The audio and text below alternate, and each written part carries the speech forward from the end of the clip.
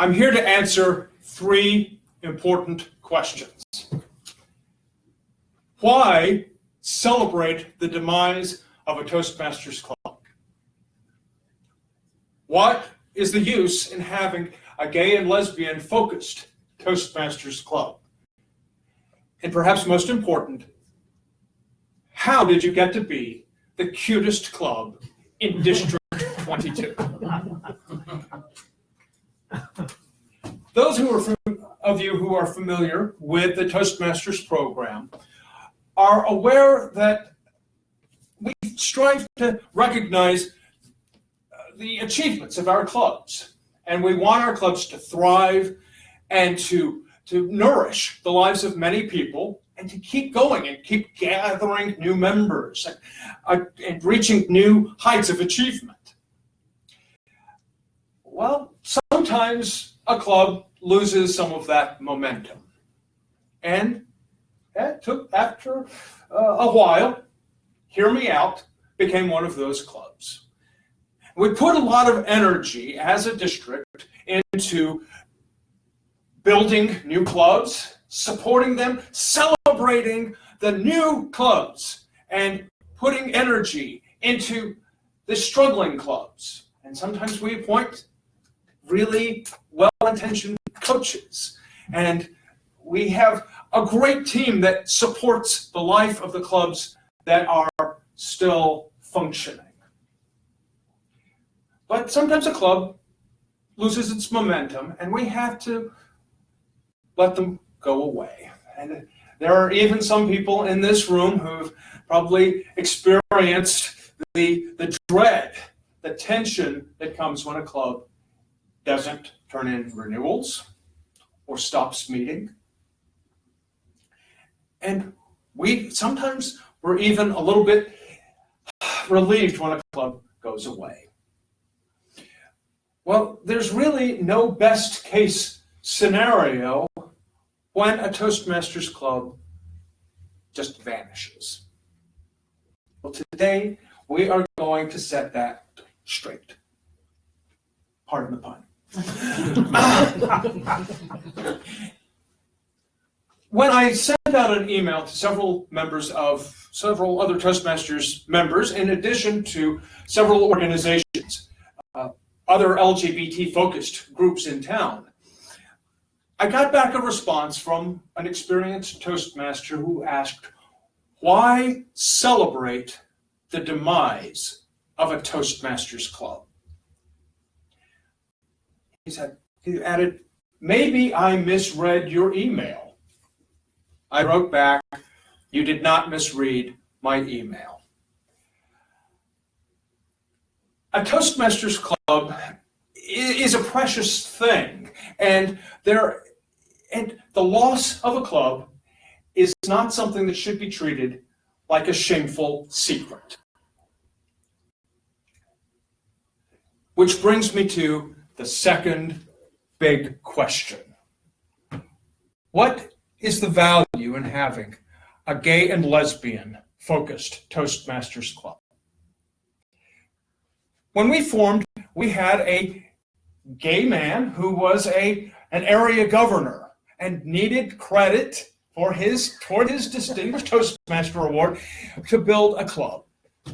And he got the great idea, as area directors, no doubt, in about 20 other locations across the world, to build a gay and lesbian focused Toastmasters club.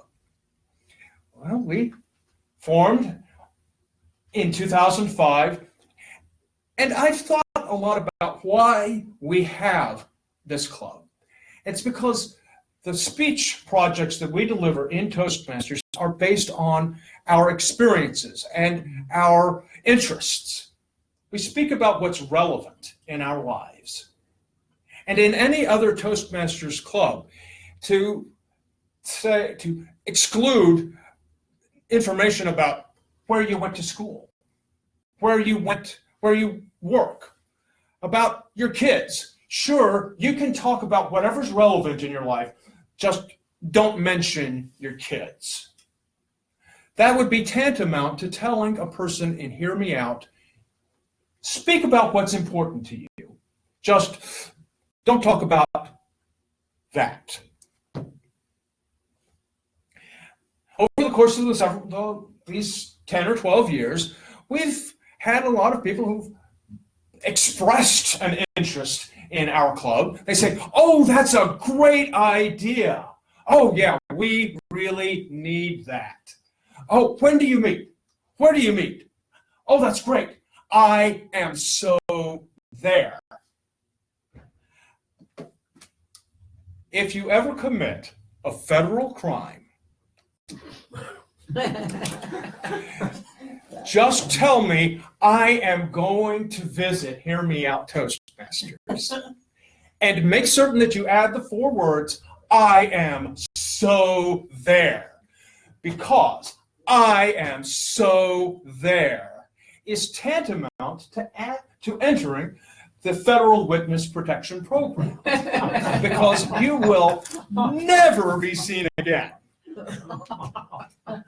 Nevertheless, we've encountered some indifference and some apathy. A couple of months ago, I sent out an email to about 30 organizations in the LGBT community. Hey, we would like to help your members develop, your leaders develop their communication and leadership skills. Come find us. We would like to work with you. Got no response. But then I attended an event with about 30 organizations, many of the ones that I had reached out to in that email, and it restored my faith. It meant that they wanted to build a relationship. They saw value in building relationship with other organizations. We just didn't get to be part of that. But it's important, but it's significant to remember that we can achieve a lot as a group, but getting through to people is sometimes a challenge. There are certain fixtures in our community, in the LGBT community, and how we relate to each other is absolutely instrumental to celebrating, recognizing, and appreciating those elements. About a year ago, I was reminded of a legend I'd heard about Woody Guthrie, that he had etched on the front of his guitar, "This machine kills fascists." Similarly, Pete Seeger scrawled on his guitar, on his banjo, "This machine kills communists." I thought, this lectern is kind of like our instrument. That what would we put on this lectern? This lectern, which had been salvaged from a trash heap because it had the decal of the member's former employer, and it wasn't relevant because it didn't have the right sticker on it. I thought, if we were going to scrawl something on this lectern, what would we put? What is the message that we could share? Perhaps, this machine silences silence. Mm-hmm. Maybe, this machine eats fear for brunch. But I think the thing that is most important and what we have to remind ourselves of is that this machine destroys shame. When you can speak honestly about what's relevant in your life, and you can build your communication and your leadership skills based on that, then you destroy shame. And this machine has been part of our presence here at the Kansas City Center for Inclusion ever since we moved here 5.5 years ago. And this machine doesn't just serve Toastmasters. This machine, which supports possibly the most valuable, most important musical instrument, the human voice, has supported a lot of other efforts. There have been book readings, poetry readings. There's been a memorial service delivered from this lectern. A couple of times, this lectern has welcomed the reading of the names on the Transgender Day of Remembrance. This isn't just a Toastmasters lectern. This is a lectern of the people, a people who unite to destroy shame. So how do we move forward? We do, and we live and we thrive. Sometimes we just don't thrive as members of this group. We'll live, we'll survive, and we've grown from this. And we've made a name for ourselves, which brings me to that third question. How did you become the cutest club in District 22? Well, there's a story there. And you probably wonder, what could that possibly be? It's a good thing I showed up, because I'm about to tell you. Several years ago, we had sent out a press release about activity in the club. And a reporter with one of the newspapers out in Johnson County paid us a visit. While he was waiting to talk to the one member we had who lived in Johnson County, he talked to me. I learned a very important lesson that day. Be careful what you say to the press. Be certain that you know what is on the record, and be careful that you're quoted correctly if it is on the record. A couple of weeks after the event, the article ran in the paper.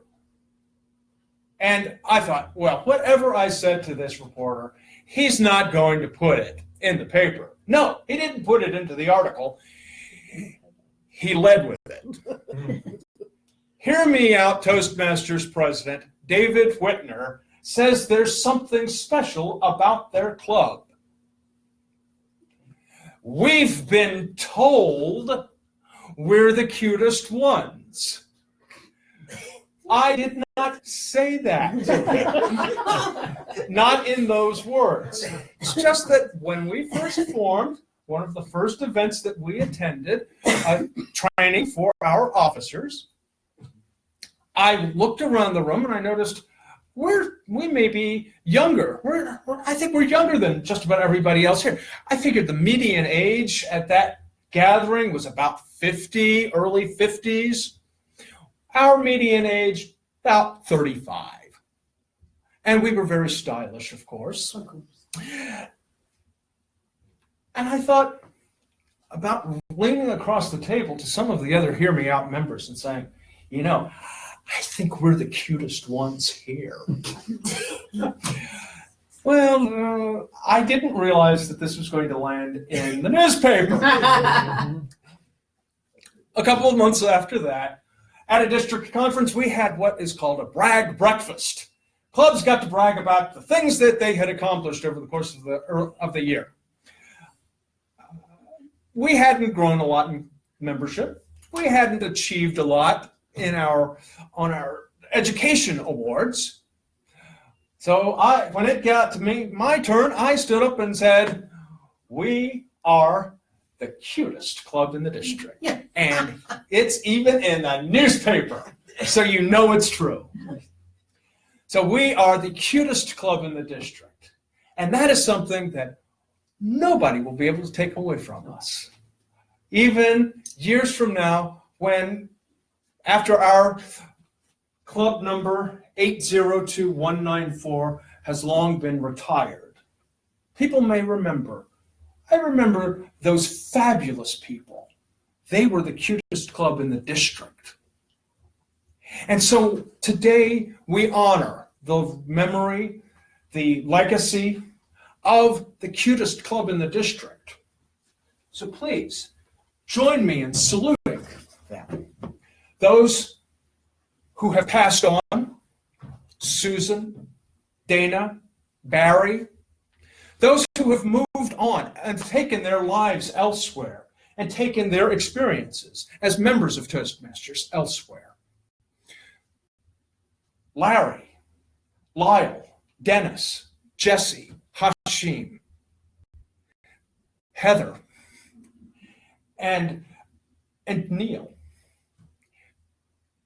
The people who made this club strong, people who have made this district strong, and people who have made my life richer and enriched the lives of the people in this community and in this city.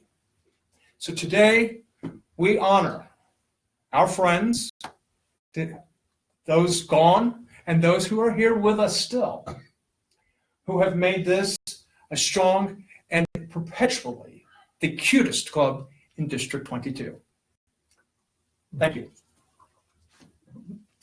Madam Toastmaster.